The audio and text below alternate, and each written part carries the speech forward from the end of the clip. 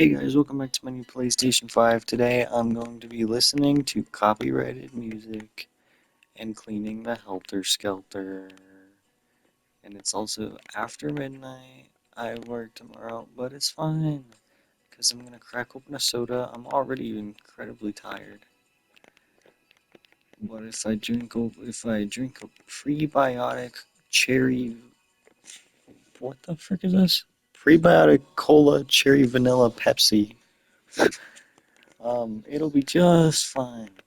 This is their take on an Olipop or something. I might get tired at points and shut up, but that's why I put on the copyrighted music. See? Part of the world, the seaside, watching the world from the bright side. See, American girls. Yeah, that's the song. Anyways, um, it's definitely got a unique vibe. American girls.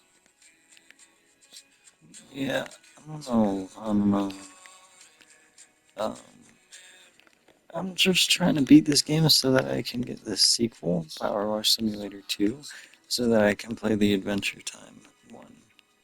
And I know I don't technically have to, like, beat every single mission in this one before I play PowerWash Simulator 2, but I am, for some stupid idiot reason.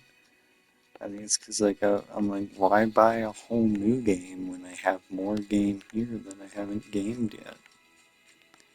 And it's like, oh, valid, I guess. Freaking idiot with your stupid, dumb, financially sensitive brain. Yeah, I'm so tired. Yeah, are you guys tired? It's fine now. Figure it out. I'll figure it out. I didn't want to work tomorrow, but I'm covering a shift for someone. It was gonna be so cool to have a day off. Like, seriously. Especially because I'm a college student and it's spring break and there's no one on campus. Um, it was gonna be sick. I was gonna like stay up late tonight, like extra late, and sleep with the lights on, and wake up and run around an empty campus being loud or something, or I don't know, making a dumb short film without needing to be embarrassed because people are watching. Yeah, that's what it was gonna be cool, but now I have work. And it's spring break again, and half the staff on my job are students, so it's wow, this thing's bigger than I thought. Frick. So it's but point is on spring break, like no one's there, and yeah, one of my buddies there got in an accident. Hope he's okay. Thinking of him alright. Anyways, Helter Skelter. That's what this thing is. I always think of the Manson murders and the Beatles because what the frick, right? Because it's stupid. You know what else is stupid? Timothy Chalamet ballet opera. Anyways, if that combination of words doesn't make sense, then you're listening to this too far in the future, or you're just smart enough to not be integrated into uh, dumb celebrity dramas that exist. That one's especially dumb in my opinion, but whatever. To each their own. As long as you're not hurting people, right? Right? Do what makes you happy. As long as you're not hurting people, do what keeps you alive. Do what keeps you moving. For me right now, that's opening up the soda, but I have nowhere else. I have nowhere to put it because I'm laying in bed. So I'm actually gonna wait a little because I'm too tired to like sit up and hold it. This song is good, but not right now. Nope, not in this song. Yeah, Joji, come on, belt it. Anyways, yeah, Charles Manson murders. Those are a weird mystery. What do you want from me? One time I had a professor, and this was in the English class, and she pissed me off so much. She was teaching about a book called Play It As It Lays, and I'm mentioning this because part of the context of that novel is I think it was written right after the Manson murders or something roughly. But it's the film set in Hollywood, and it's about an actress and some actor people and film people. And at one point she's like, and this lady is considered an auteur by the other person. Do you know what an auteur is? And no one raised their hand. I knew what an auteur is because I'm actually a film student, and it's a film term. But I don't like that professor, so I kept my mouth shut. But she went on to explain what an auteur was incorrectly. She was like, yeah, this character's been called an auteur, which basically just means like an object of obsession. And then she went on to like teach an entire lecture about how that term and how it's used means that this like that character is being objectified. Let me pause the music for a second because this upset me so much because this lady has a degree. I'm paying for this class, right? And she's done other crazy, annoying stuff that I don't think should be a part of teaching or a part of curriculum.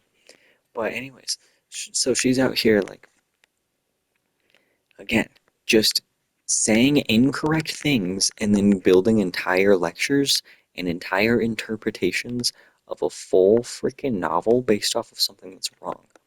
Now, I don't want to sit here and be like, wait, you shouldn't, like, the book isn't about objectifying women. Of course it is. Of course the freaking book it has elements of that. But certainly not for reasons she's saying. And that's important.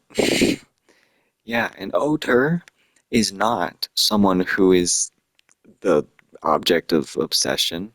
Um, no, an auteur is, especially in the film context, which it is here, an auteur is kind of like a filmmaker with a distinct style that is considered revered. You know, a lot of them do happen to be straight white old men, canonically. Um, like think Alfred Hitchcock or I don't know Steven Spielberg or tons of other people. There's kind of like, or one thing that might make sense for people getting into film right now is A24 prioritizes auteurs, as in like giving singular creators with a strong vision, giving them more control, so that it's like this is a film by Spike Lee, for example. Um, a Spike Lee joint, things like that. It's more about creative ownership over a project of film. Um, Notice how none of that has to do with objectifying people. No, I mean the term auteur is kind of whatever. Anyways, it's a whole other conversation. But I was so pissed that this teacher that this professor made an entire freaking lecture based off of incorrect information. She spoke it so proud, and there are people walking around after that class now thinking they know what the word auteur means. Yeah, obviously I didn't speak up because I care, but I don't care enough to like. I already was on this professor's bad side a little bit because one time I and it was a morning class. It was 8 a.m. One time I came in 10 minutes late, and but she pissed me off even during this. She was like, I came in 10 minutes late, and she called me out in front of him. She was like, "What's your name?" I sat down. She's like, "Hello." And here's the other part that was like so upsetting. She didn't even look me in the eye. Okay, I came in, I sat down. I was nervous. I literally ran. I was out of breath. And then I got there and I realized I was 10 minutes late. And I had this inner debate in my head. I'm sure you've had it before. Ooh, do I even go in? Ooh, 10 minutes late. Ooh. It always depends on the professor, right? But I figured 10 minutes late is better than never. And so I come in, 10 minutes late. She she doesn't even look at me, but she stops giving her lecture. And again, while not looking at me, looking at the wall or looking in the corner, I think, she says, "What's your name?" She's not looking at me, so I don't respond at first. And then she's like, "Hello? You who just walked in, what's your name?" I tell her my name. She's like, "Do you know what time it is?" And I'm like, "Yes." And she's like, "Okay, well, you can't be coming in here 15 minutes late." And this was already the first thing that like pissed me off because I was 10 minutes late. And I know 10 minutes late is still bad in certain contexts. Um, but but it wasn't 15, lady. And then she gave me a whole lecture about how like we're paying for this and all that. And yes, I agree. I wasn't trying to be late. It's not that I didn't care. It's an 8 a.m. class and my roommate's party and I didn't get much sleep and I ran in here. I was feeling bad. Okay, cut me some slack. Um, and the other part that was so PMO is later in that same class, she like called someone by the wrong name and then like while making pairs for an assignment, she like counted wrong and then she kept saying to the whole class like, "See, this is what happens when people come in late and turn the whole thing off schedule. I lose track." Do you like I really have you guys ever had a professor like this? Are you kidding me? Blaming your own um mistakes off of me being 10 minutes late and you're saying 15 and you know what I mean? Like you take no responsibility. The other thing is just to give more context to this lady. Um, she got her degree in poetry, um, which I think is cool. But then she never got a job in poetry, and um, I believe she's only teaching here like because her husband is here. And so she's not even teaching because she has a passion for teaching. And she told us all this like day one. Day one, her idea of a fun day one is for us to ask her questions about her.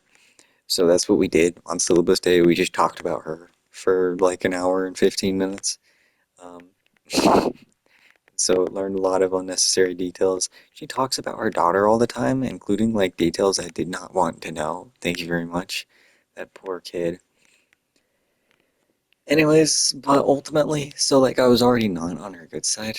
Um, there were some other issues where like she would, um, the like issues I personally had with her, where I would get in trouble where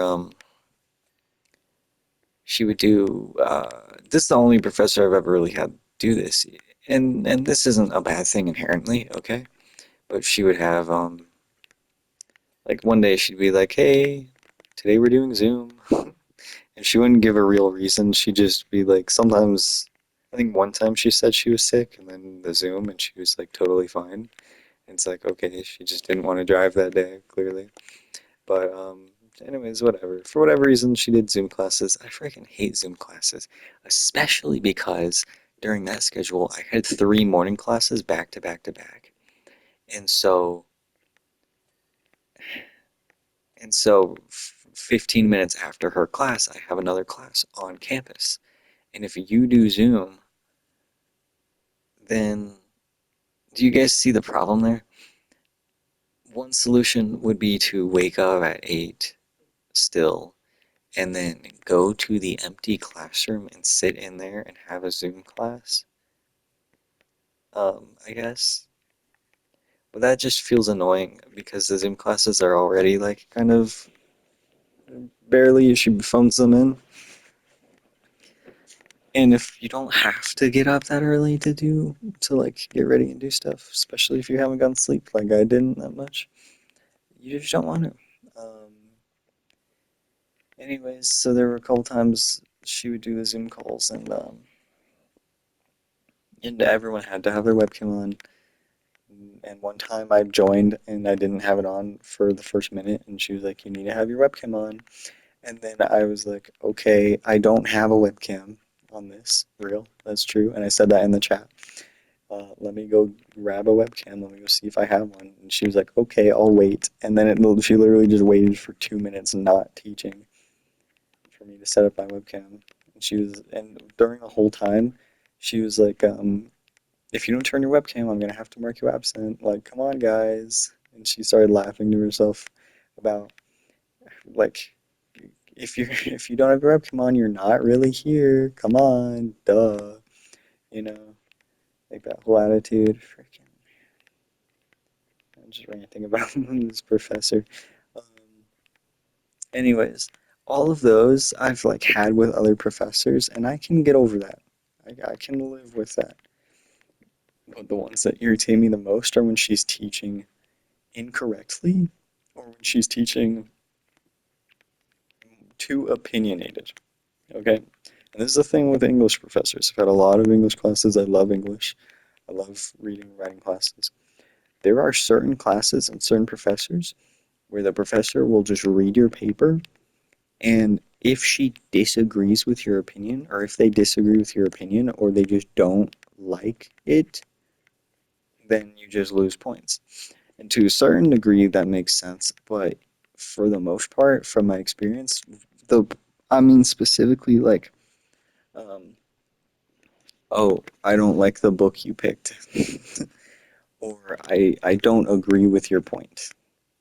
It's not even did you give the three arguments and did you show uh, correct textual evidence and have proper grammar and all that and hit the word count. No, it's strictly like, yeah, this is well written, but I disagree with your point. So, and this is the type of professors who never give a 100, you know what I mean? There's no way in a million years.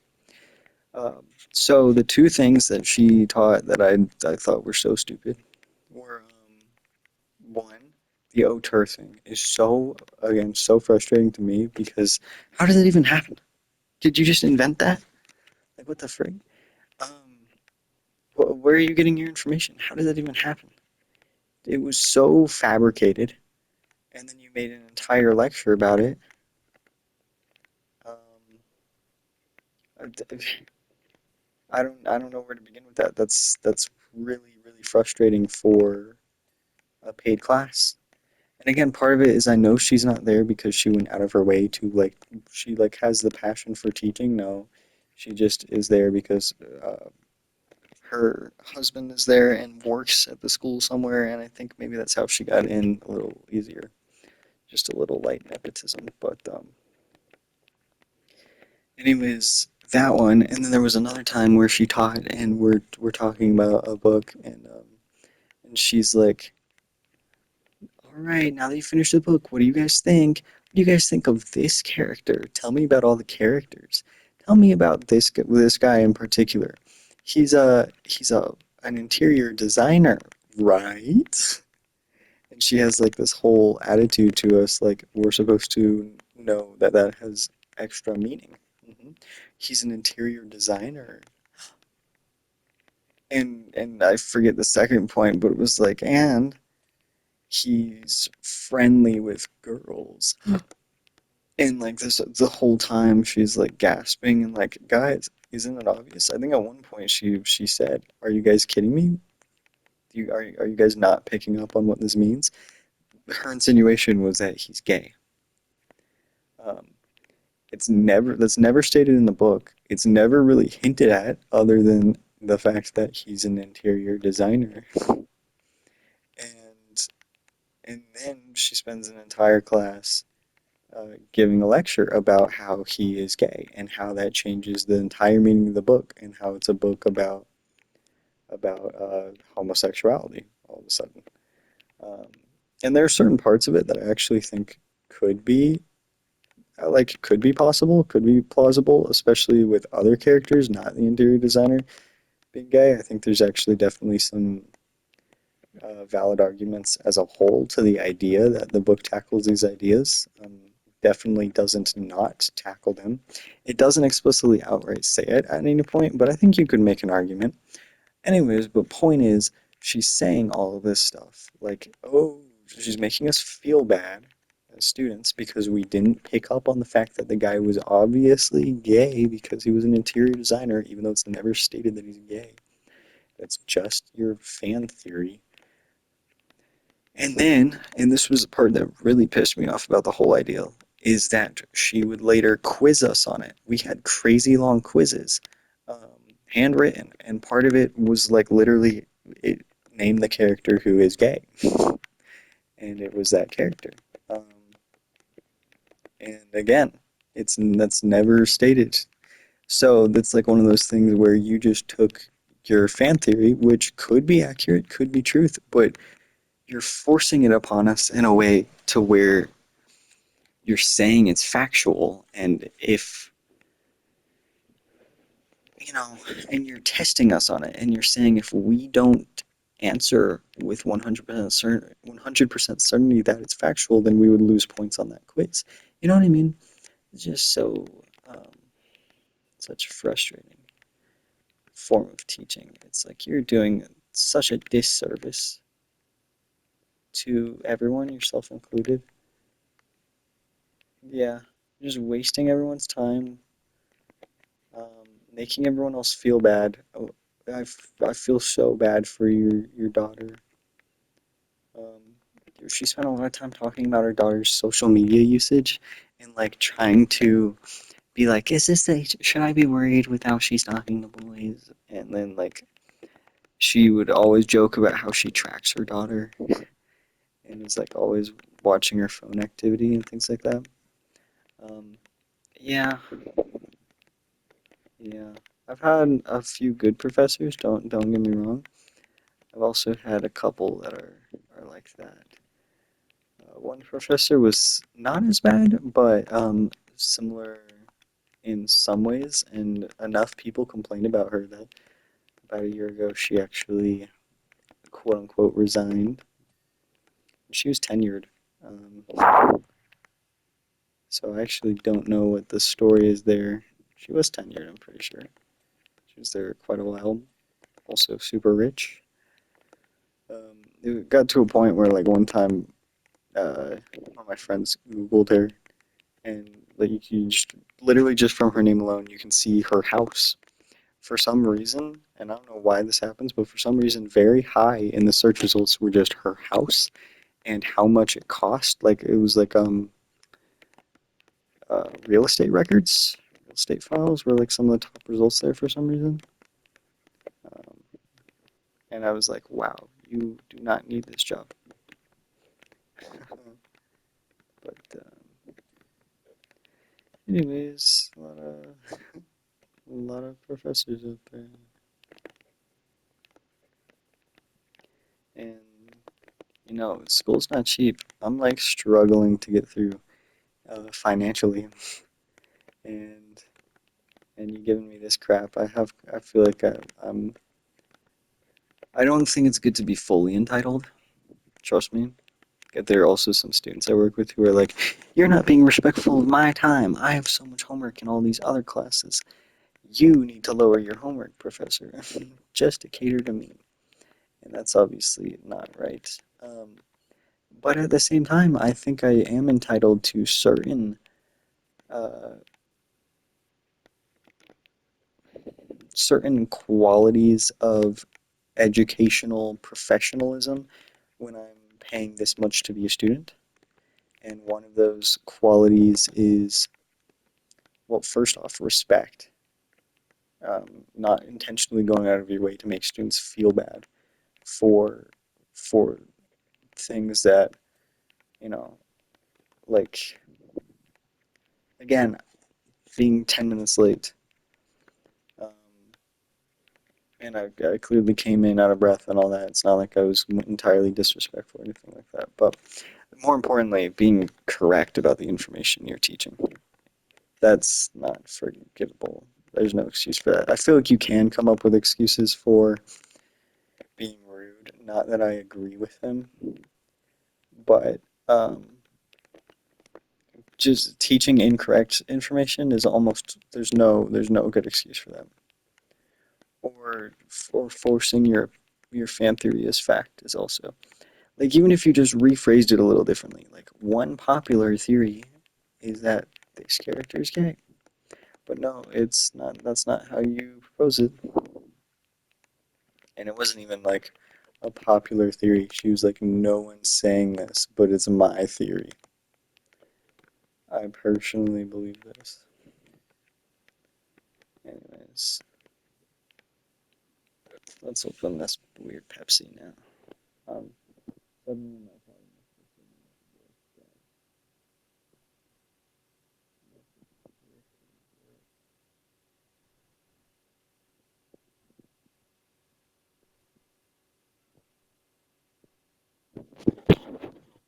it's not bad vibes forever, I guess.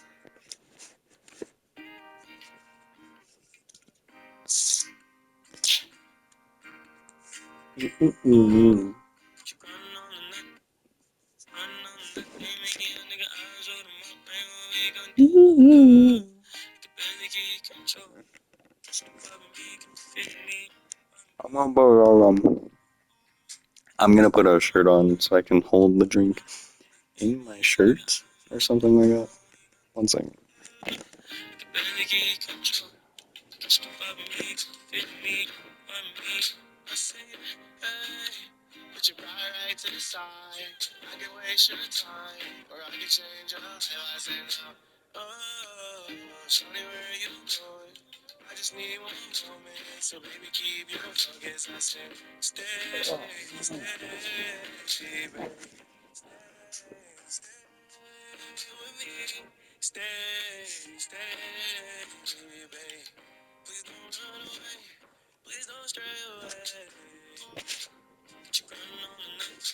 All right.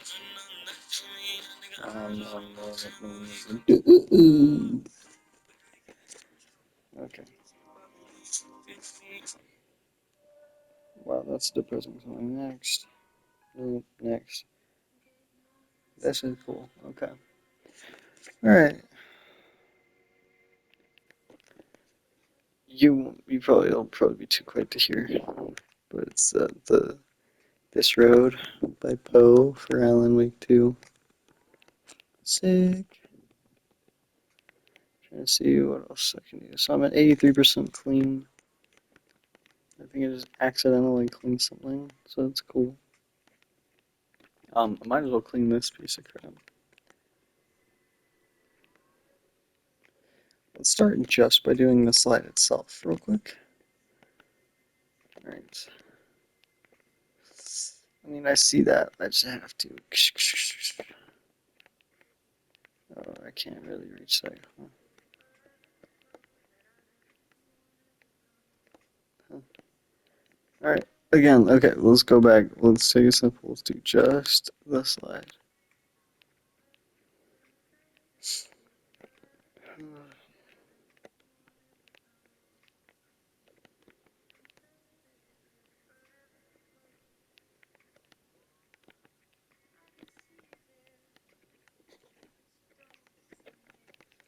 Oh, PowerWash Simulator 2 is good. You know, I mean, I don't know why it exists, to be honest.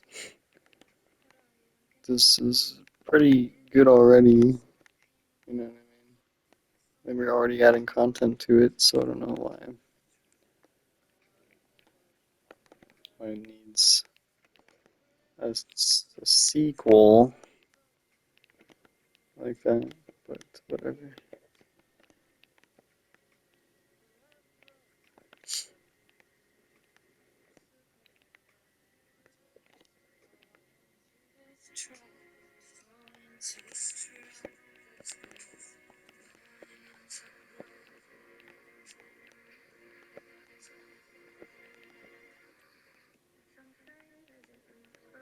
This road that I lose you on every time. And some say that it is forever this road.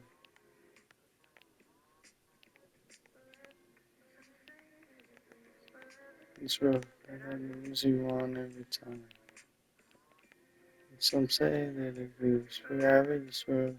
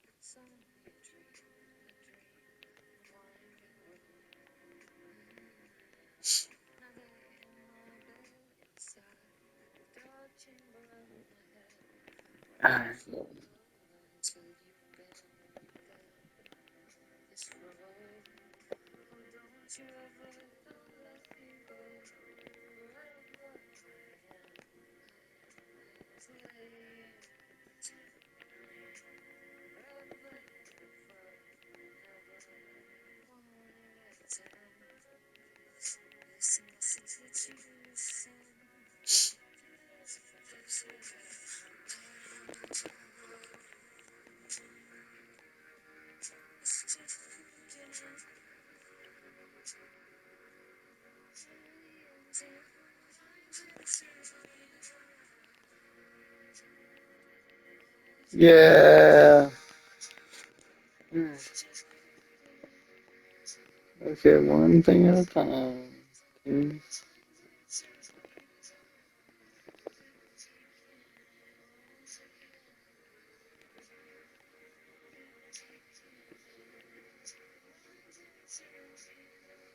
Let's see. Oh,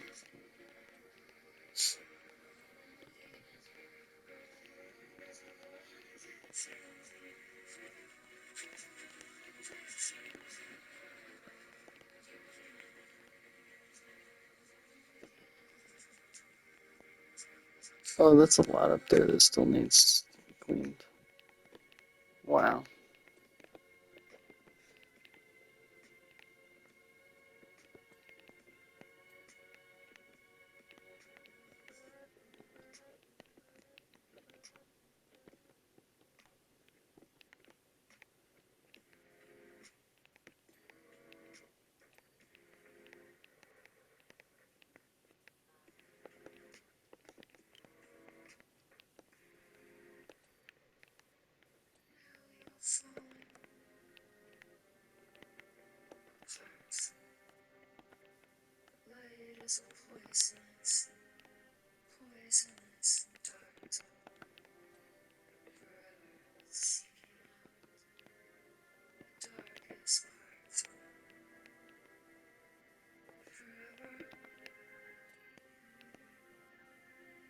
Oh my gosh, I don't even have the freaking front entrance done.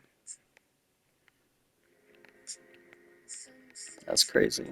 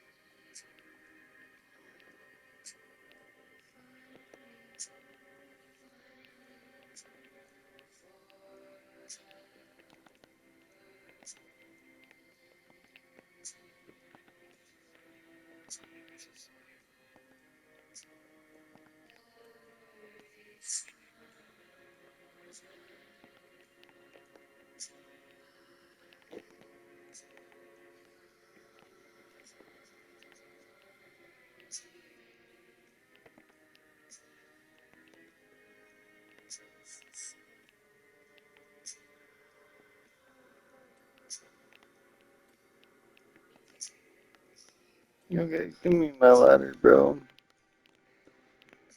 Blah, blah, blah, blah, ladder time. Can I rotate the freaking ladder? Oh, whatever. Who needs to rotate ladders when you can just walk up them? Quote of the day, you're welcome. Never forget it.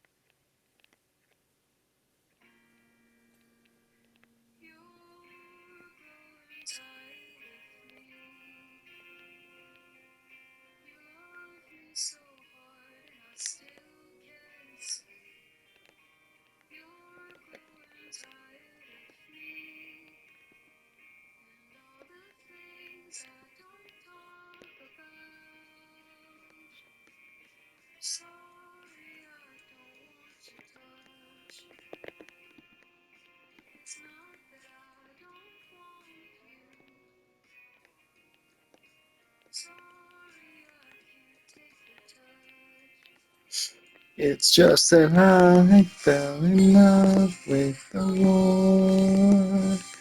Nobody told me it ended. I got this book in my head, roll it around every night, just goodbye.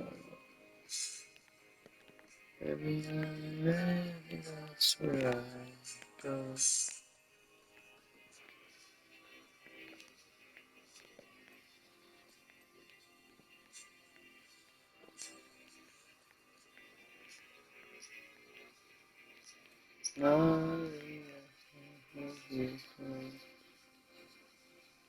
It's not that I don't want you.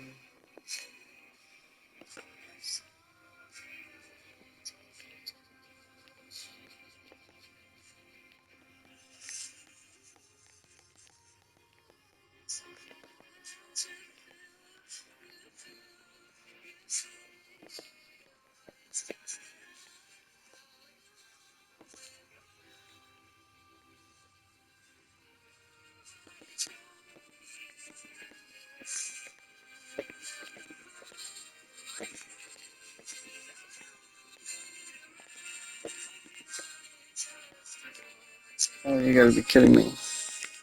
Look how much dirt there still is, just like right here.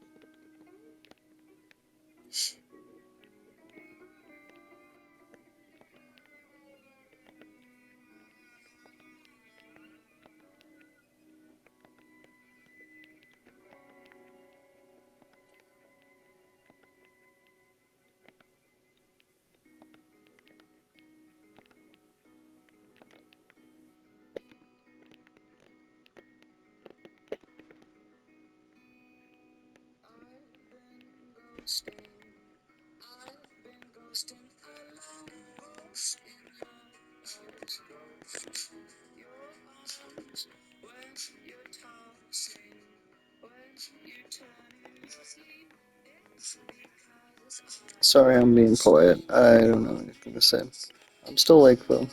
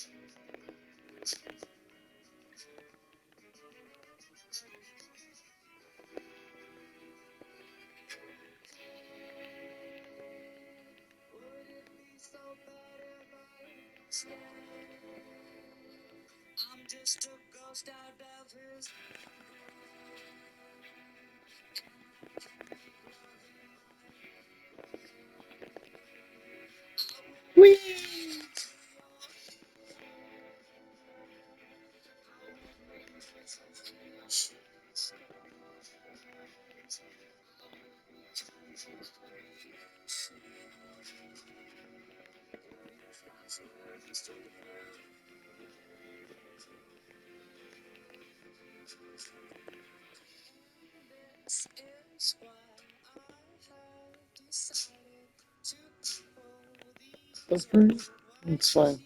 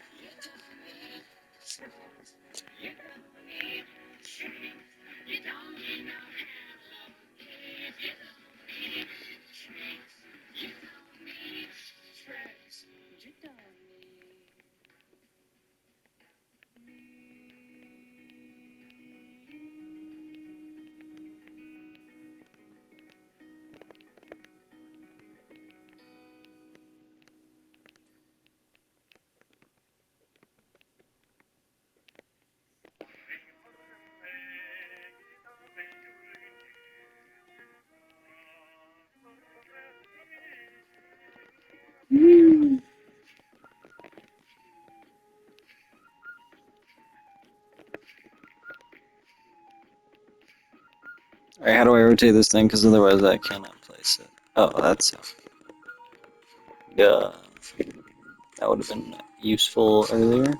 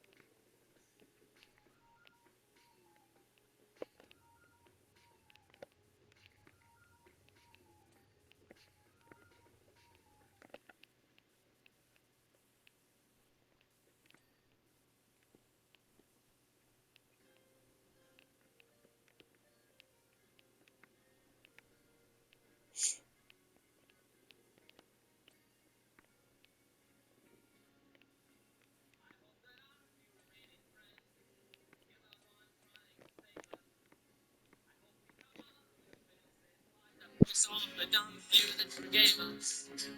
I hope the fences we mended fall down beneath their own weight. And I hope we hang on past the last exit. I hope it's already too late. And I hope the junkyard a few blocks from here someday burns down. And I hope the rising black smoke carries me far away. And I never come back to this town again. In my life, I hope I live and tell everyone you were a good wife. And I hope you die. I hope we both die.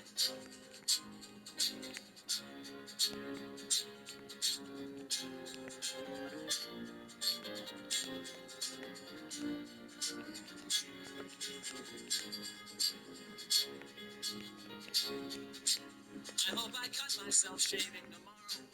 I hope it bleeds all day long. Our friends say it's darkest before the sun rises. We're pretty sure they're all wrong. I hope it stays dark forever. I hope the worst isn't over. And I hope you blink before I do. I hope I never get sober. And I hope when you think of me years down the line, you can't find one good thing to say. And I'd hope that if I found the strength to walk out, you'd stay the hell out of my way. I am drowning. There is no sign of land. You're coming down. Whee!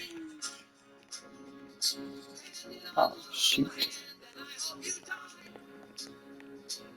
I hope we both die.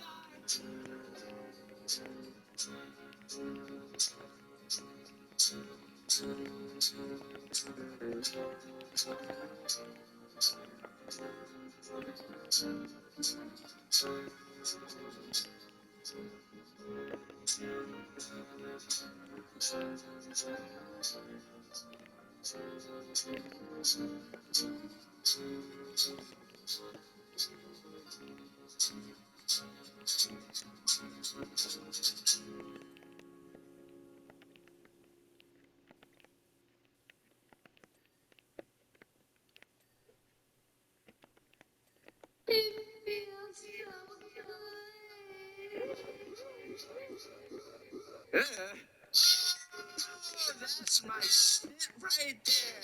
That's the ticket. Give me the ticket. Give it to me, baby. You know it. I'm too emotional. Good luck to my future wives and the future lives without me. You guys will do great. I'm sure that I've prepared you for every guy you'll date, and every guy you'll marry, and every guy you'll hate. It's the lullabies that sing out of tune. That's probably what did it. On my twin size mattress that I had since I was 7, that we have to sleep on whenever she spends the night. And if she falls off again, she'll find another guy to like. We're just Romeo and Juliet.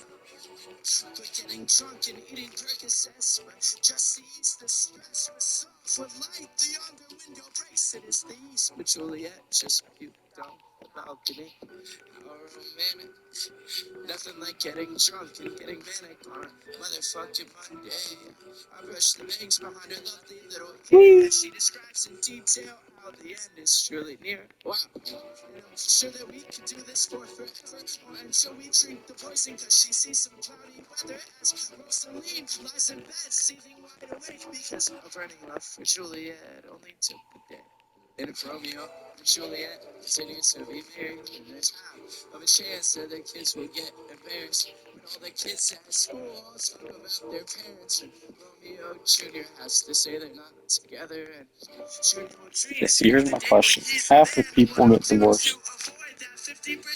Then, why would they embarrassed? So they'll probably just stick with the Netflix and chill.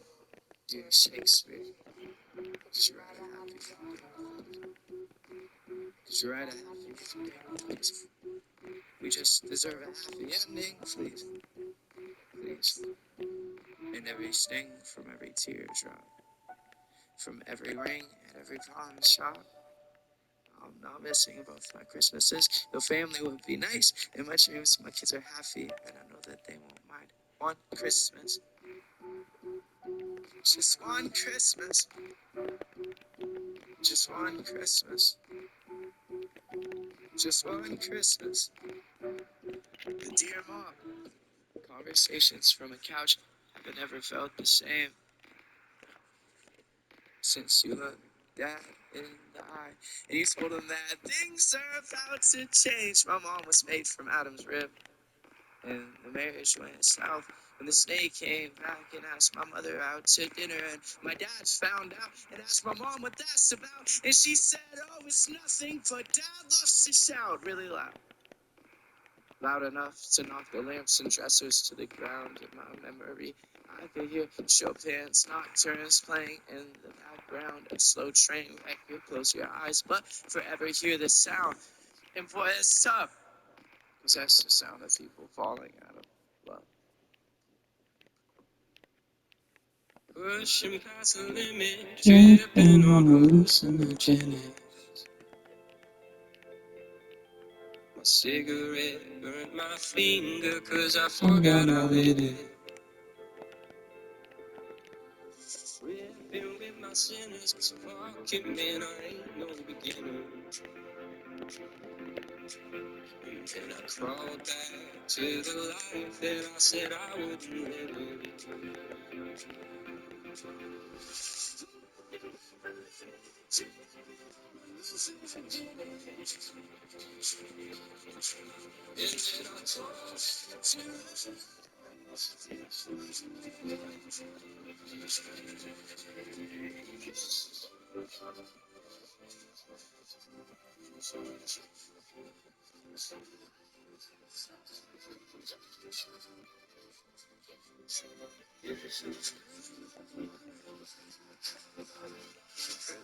Carried on like the wayward sun, as I carried on like the wayward sun. And now through and through, I've come undone. Now through and through, I've come undone. I am just like a wayward man. Oh my gosh. So railings. In my shaky hands. Also, I have 5 minutes to this recording is killed. No. I want to finish this in 5 minutes, so you'll have to see the ending in like another short one right after.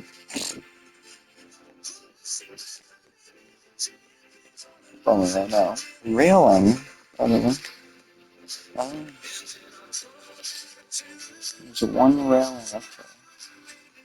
But it's not. Which one of you dirty pieces of crap wants to get railed? What the fuck? You?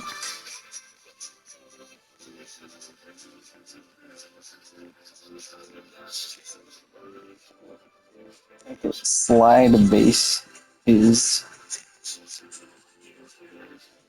It's a slide base. Oh man.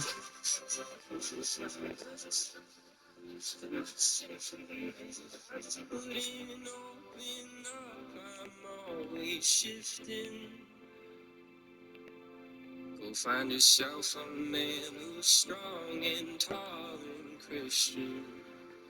Wow, there's still plenty of noise. Hold on.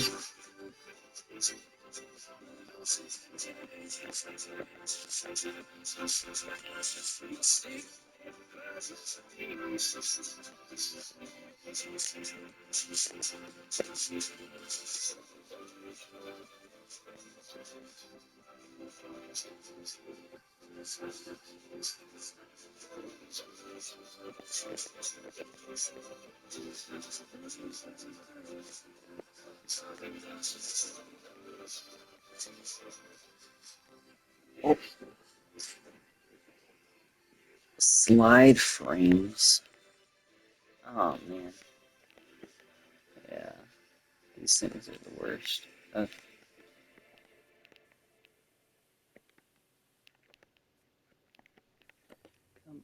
Okay.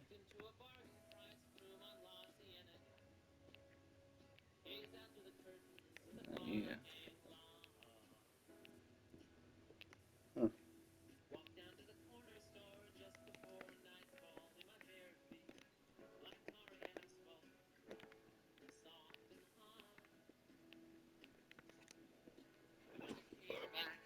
Spread out my supplies on the counter by the sink.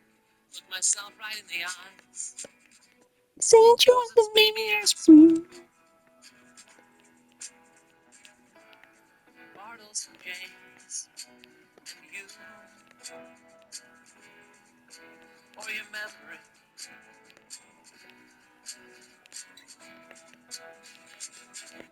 I ducked behind the drapes when I saw the moon begin to rise.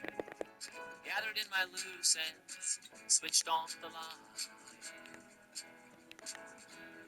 Down there in the dark, I could see the real truth about me, as clear as day. Lord, if I make it through tonight, then I will bend my way. Oh, there you are. And walk the straight path to the end of my day. I can't reach you. St. Joseph's baby asked me. Right, hold on. Bartles and James and you, or your memory.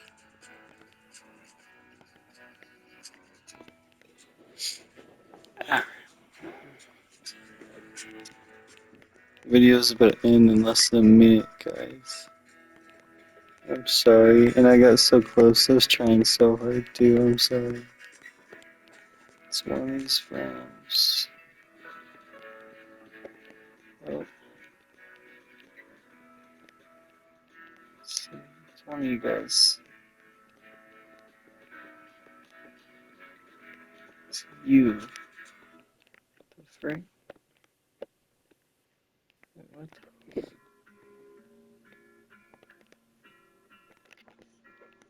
Hold on.